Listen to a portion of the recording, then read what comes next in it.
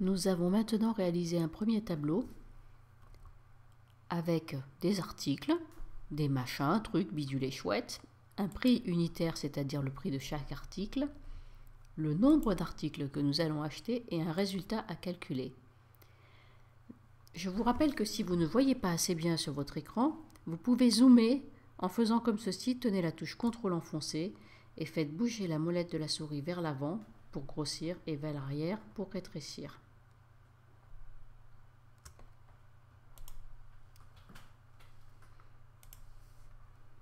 D'après ce que je vous ai expliqué, pour calculer ce résultat, je taperai égal, je taperai 3 et je multiplierai par le chiffre 10. En mode calculette, on fait comme cela. Je tape sur la touche entrée. Si ce résultat est pour l'instant exact, il deviendrait faux s'il y avait un 2 à la place du 3 et ce résultat ne se recalcule pas automatiquement. Aussi, l'intérêt du tableur, ce n'est pas de servir seulement de calculette, mais de calculer avec des cellules. Comment fait-on?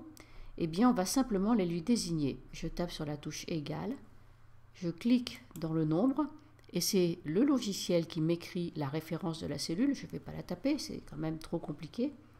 Je tape sur la touche étoile pour multiplier, et je vais cliquer dans le prix unitaire, la cellule D4, et c'est le logiciel qui me la désigne. Je valide par la touche entrée et mon calcul est bon.